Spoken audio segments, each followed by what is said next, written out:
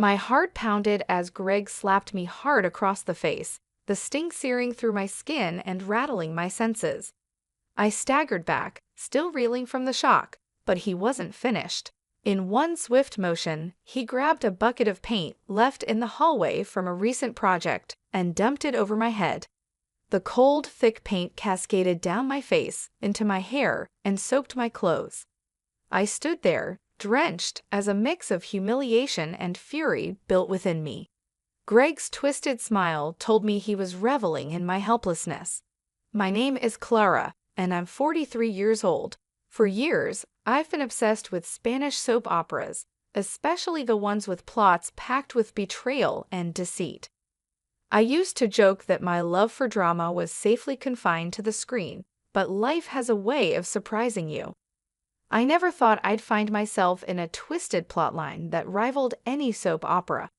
Yet here I was, covered in paint, humiliated by the man I once loved.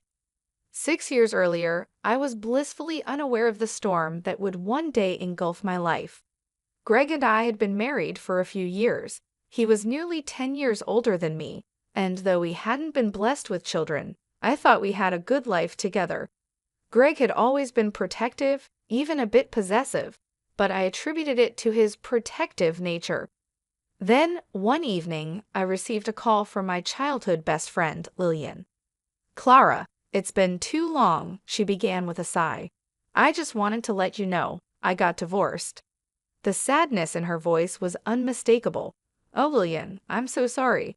That must have been so hard on you," I replied, the news catching me off guard. We had been close for years, but life had taken us in different directions.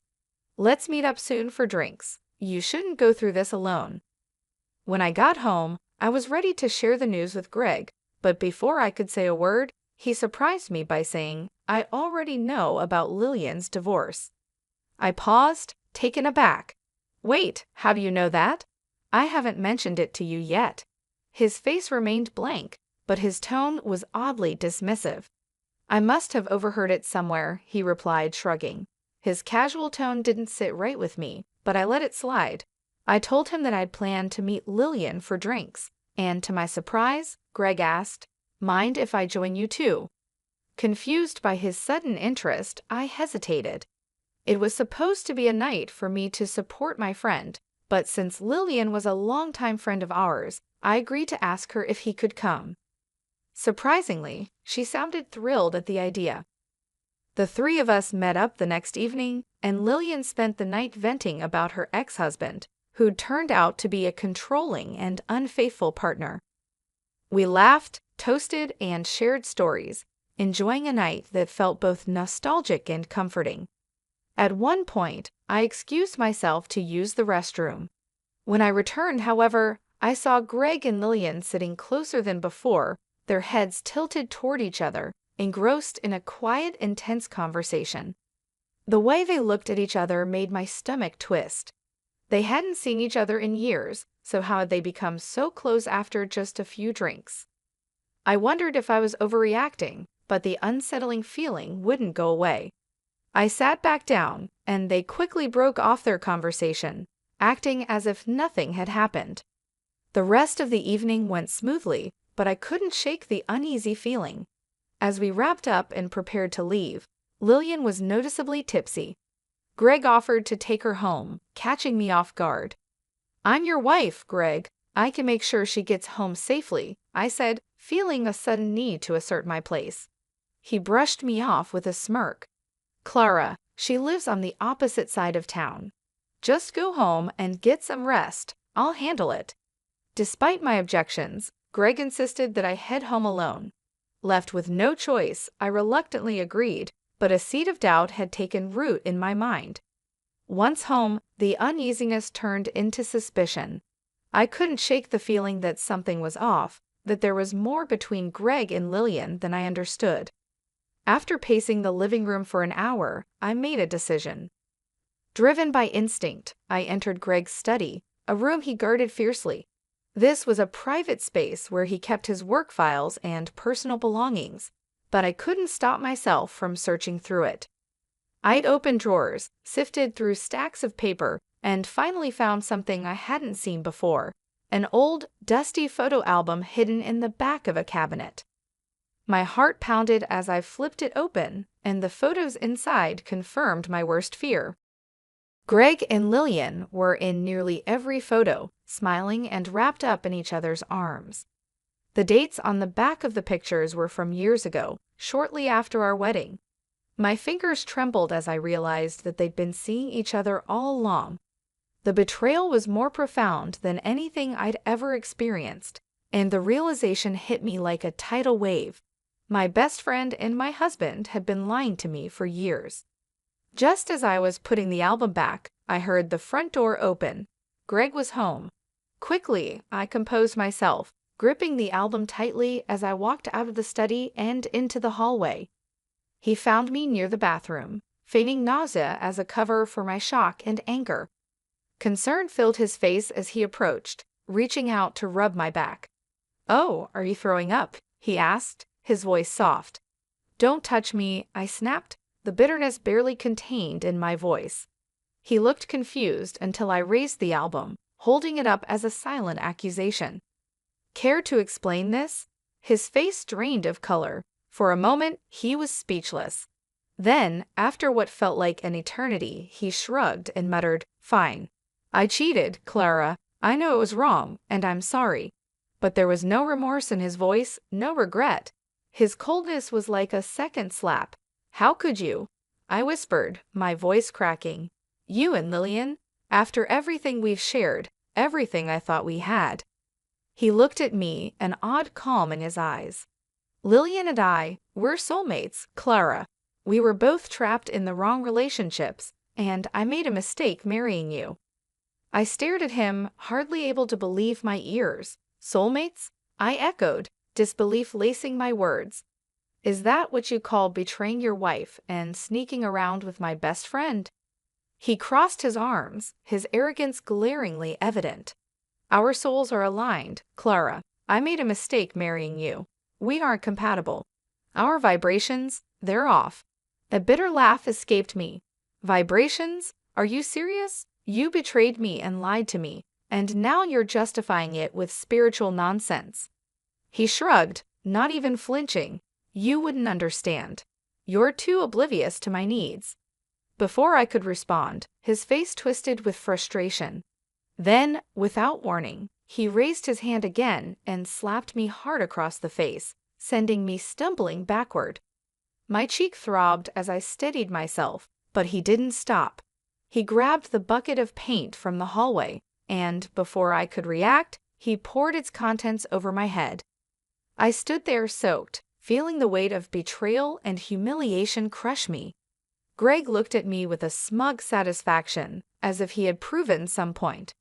Wiping the paint from my eyes, I found a calmness within myself that surprised even me. "You have no idea what you've done, Greg," I whispered, a promise of retribution clear in my tone. He merely smirked and walked away, brushing off my words as if they were nothing. Once he was out of sight, I forced myself to take a deep breath. I grabbed a towel and began cleaning myself up, feeling my anger harden into resolve. I knew I couldn't let this humiliation slide. I couldn't let him win. After cleaning up, I went straight back to his study. I already suspected he might be hiding more secrets, and now I was determined to uncover them all. I rummaged through his drawers and shelves until I found what I was looking for: bank statements, receipts, and financial records that painted a disturbing picture. Greg had been secretly funneling thousands of dollars into a private account I'd never seen before, likely to support his life with Lillian. The betrayal cut deeper than I thought possible. He hadn't just cheated on me emotionally, he had stolen from me financially as well. I photographed every document, carefully putting everything back where I found it. If he wanted to walk away, I would make sure it cost him dearly. Over the next few days, I quietly began preparing myself. I hired an attorney who specialized in family law, sharing every sordid detail, from the affair to the assault and financial deceit. She assured me that I had a strong case for both a divorce and significant compensation. Meanwhile, I continued to act as though nothing had happened. Greg carried on with his arrogance, unaware that I was systematically dismantling the comfortable life he had built on lies. The satisfaction of knowing what was coming kept me calm and focused, and for the first time in weeks, I felt a sense of control. A week later, Greg came home late from yet another night with Lillian, carrying himself with the same smug confidence that had enraged me since the night of the paint incident. I waited until he was seated, then calmly placed a stack of legal documents on the table in front of him. "What's this?" he asked, looking confused. "It's the end of this sham of a marriage," I replied, my voice as cool as ice. "You lied to me, betrayed me, and stole from me. Now you're going to pay for it." The color drained from Greg's face as he looked at the stack of documents. His mouth opened slightly as he started flipping through them, realizing I wasn't bluffing. The papers included every detail: evidence of his financial theft, records of his affair with Lillian, and the lawsuit I had filed seeking compensation for both physical assault and emotional abuse. He looked back up at me, stammering, "Clara, you don't need to do this. We can work this out." I shook my head, feeling not a shred of sympathy for him. "When you slapped me and poured paint over my head, you crossed a line, Greg. There's no going back now." His arrogance seemed to falter, his confidence replaced with a look of desperation. "Please, Clara, this can't end like this. You don't understand. Things aren't as simple as they seem." "Oh, I understand perfectly," I replied coldly. "You betrayed me, you stole from me, and you assaulted me. This is the consequence of your actions." Greg stared at the documents, visibly panicking. His once smug demeanor crumbled as the reality of his situation sank in. He tried to defend himself, offering weak explanations, but I was done listening. Finally, he stood up and muttered, "Fine. If that's how you want it, I'll leave." Watching him gather his things, I felt a mix of relief and exhaustion. Once he was gone, the house fell into a profound silence. For the first time in years, I felt a sense of peace settle over me, but I wasn't done yet. My attorney had advised me to follow through with a formal case, which would not only finalize the divorce, but also ensure that Greg paid for the harm he had caused. In the following weeks, I channeled my energy into preparing for the legal battle ahead. My attorney was a powerhouse. She reviewed every detail of Greg's financial misconduct, documenting each misstep and lie. Together, we built a strong case, piece by piece, ensuring that Greg would be held accountable. Greg had moved in with Lillian, and word spread quickly through our social circle about their new beginning. I couldn't care less what people thought. I was focused on reclaiming my life and seeking justice. The day of the court hearing arrived, and I felt a mixture of anxiety and resolve. I took my seat, trying to stay calm, while Greg and Lillian sat across from me. Lillian avoided my gaze, her expression subdued. It was a far cry from the smugness I had seen on her face the last time I saw her.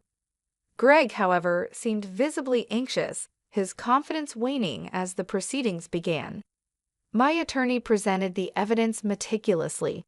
Every bank statement, every questionable transfer, and every piece of documentation that showed Greg's deceit was laid bare for the court to see.